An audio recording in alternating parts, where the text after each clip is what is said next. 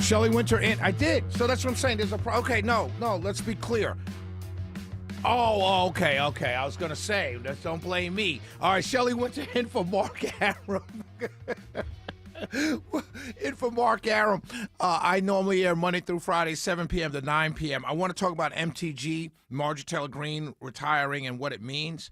But I also want to put out this. So if you've been listening to us since the start of the show, I normally air at night. It's the day after Thanksgiving. I don't remember ever being on the air the day after Thanksgiving. I'm happy to fill in for Mark Aram because it's an honor that he trusts me to fill in for him. But I just don't like it's after Thanksgiving. But I'm happy to be here. I'm happy to be talking to all of you. Trust me when I tell you that. I'm happy to be with Deborah Green, the greatest producer of all of producery, as they say, much better than Jared. That is true. Who is not working today. Who is not working today. And Longoria and my cousin Vinny, I'm happy to be here with all of them. So here's what we're going to, because if you notice, we're all members of a minority community, women, Hispanic, African-American, and that seems to be what I'm looking at throughout the office today. So here's what we're going to ask for. Christmas is on a Thursday. The day after Christmas is a Friday.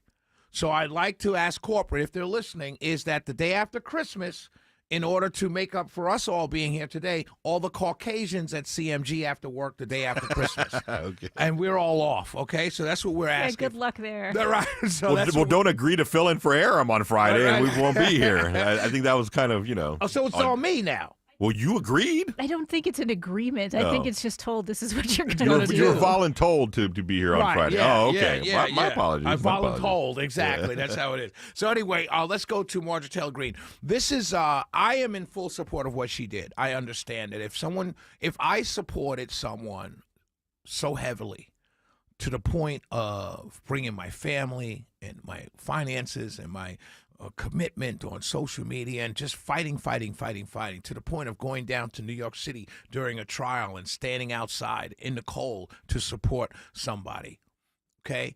Supporting them in every step, 1,000% support, right? And that person turned on me because I wanted to do the things that my constituents wanted me to do because that's what I ran on, right? And I say it on social media, hey, let's release these files. You're a traitor. And I get called a traitor. I get called crazy. I get called she's lost her way. All of these things said by the President of the United States and parroted by conservative media, conservative pundits on radio, the social media, and everything else. If that happens to me, I'm doing the exact same thing. And I completely support her doing what she did. Now, what happens next? Here's where the revenge is. The revenge is not retiring. The revenge is what happens next. There's one Democrat running for that seat in the 14th district here in Georgia. One Democrat. His name is Sean Harris. He was going to run against Marjorie Taylor Greene whether she retired or not. There's going to be, as of now, Jim Tully, who is a good guy. I know him very well. He's running. He's announcing that he's running. A guy by the name of Christian Hughes, I believe his name is. He's announced he's running. And Colton Moore is dancing around the edges. He's going to probably announce next week sometime. And it may be more. If there's only one Democrat, and here in Georgia, for those of you who are not familiar, here in Georgia, we have what's called a jungle primary. It's where everyone runs. It's a special election, so everyone's going to be running against each other at the same time. So there's no Republican versus, Republican primary and a Democrat primary, and the two winners go to a general election. In this special election, it's going to be everybody in one race. It's only going to be one Democrat because the Democrats have discipline. So Sean Harris is going to run for the Democrats. No other Democrat's going to get in. Unless a Republican finances a Democrat to get in, it's not going to happen. Charlie Bailey is running, and shout out to Charlie Bailey, the head of the Democratic Party of Georgia. He is running a tight ship. So when Sean Harris is already out there running, he's locking out every Democrat. And they'll scream and yell, but most of them don't have a chance anyway. They're going to focus on one Democrat running against, right now, 3, could possibly be 4 or 5 Republicans. All open. So here's what happens. Remember this. Now, everybody tells me, the 14th district is solidly red. Well, yeah, it probably is. until you get into these funky jungle elections. Now, here's what can happen. Can happen being the key word. You can argue with me. You can yell at me, Republicans. You could tell me, I don't know what you don't know what you're talking about, Shelley, but follow me here because I've seen it happen before, i.e. Kelly Loeffler, David Perdue. But that's neither here nor there. One Democrat versus 4 or 5 Republicans, everyone running together. Remember this, the 14th district had, if not the lowest, but next to the bottom in percent turnout for the PSC races, Public Service Commission races. 4% turnout the last time I looked at it. I didn't look at the end, but that's where it was trending, 4% turnout. That means 4% of registered voters in the 14th district turned out for a statewide race for the PSC Commission. These are the races that are in charge of your energy rates. And all the fear-mongering, your rates are going to go up, we don't want to become California, all the designed messaging for a particularly red district like the 14th, 96% of the voters stayed home and did not mind a Democrat being head of the PSC. That's your first indication that things can go left.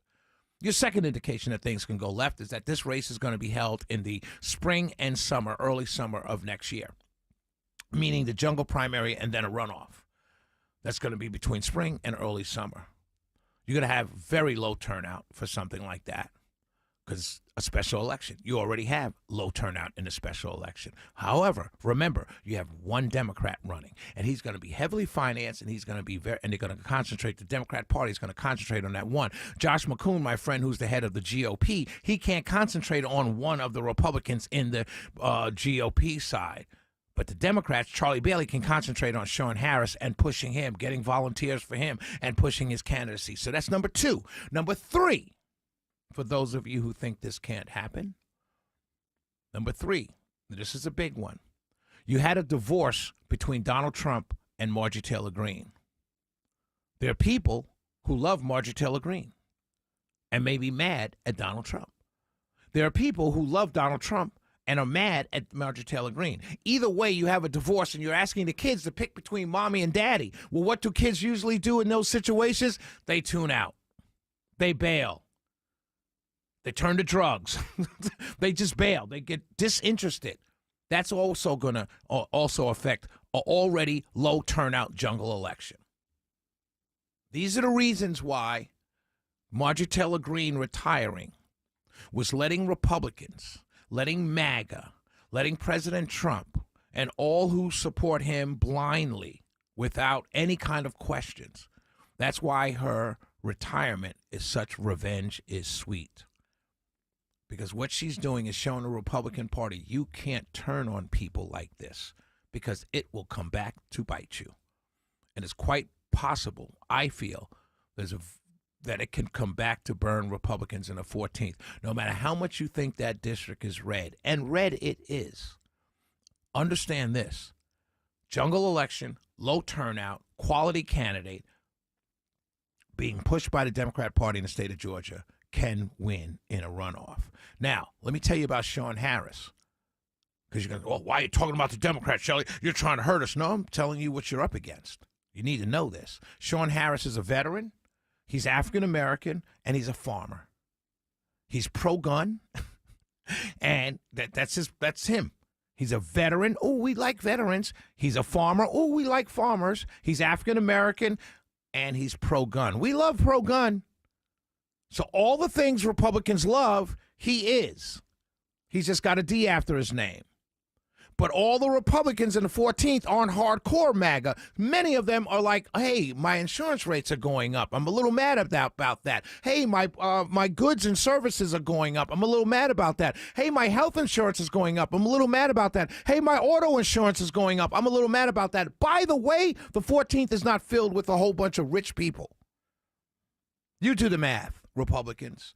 This is what happens. Loyalty should mean something.